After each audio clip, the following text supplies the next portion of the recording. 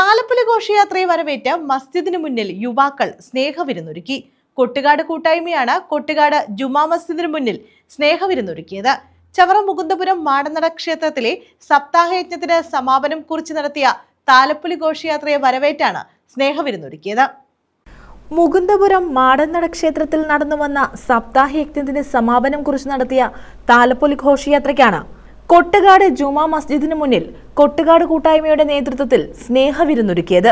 ക്ഷേത്ര ഭാരവാഹികളും വിശ്വാസികളും താലപ്പൊലിയേന്തിയ സ്ത്രീകളും കുട്ടികളും അടക്കം പങ്കെടുത്ത 500ഓളം പേർക്കാണ് കൊട്ടുകാട് വാട്സപ്പ് കൂട്ടായ്മ മധുരപാനീയവും ബിസ്ക്കറ്റ് പാക്കറ്റ് നൽകി നാടിന്റെ സൗഹാർദ്ദം വിളമ്പിയത്.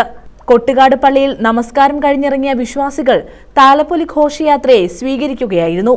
കൊട്ടുകാട് കൂട്ടായ്മ പ്രവർത്തകരായ സിറാജ് കൊട്ടുകാട്, ഹബീബ് ഖുറൈഷി, അബ്ദുൾ റഹീം നിസാമി, നൌഷാദ് കുറ്റേഴുത്ത്, അക്ബർ, ഫാസിൽ കൽപാസ്, അനീഷ് കൈതവന, ഷാജി MBK, ഷാനു, സക്കീർ ഹുസൈൻ, അൻവർ ഷാ, നദീർ മണപ്പുഴ, നുജുമുദ്ദീൻ, സലാഹുദ്ദീൻ എന്നിവർ നേതൃത്വം നൽകി. മാടനട ക്ഷേത്ര ഭാരവാഹികളായ മുരളീധരൻ പിള്ള, ലാലുപിള്ള, രവീന്ദ്രൻ പിള്ള, സേതുക്കുട്ടൻ, നടരാജൻ, അനിൽകുമാർ എന്നിവർ പങ്കെടുത്തു. News bureau, Chavara.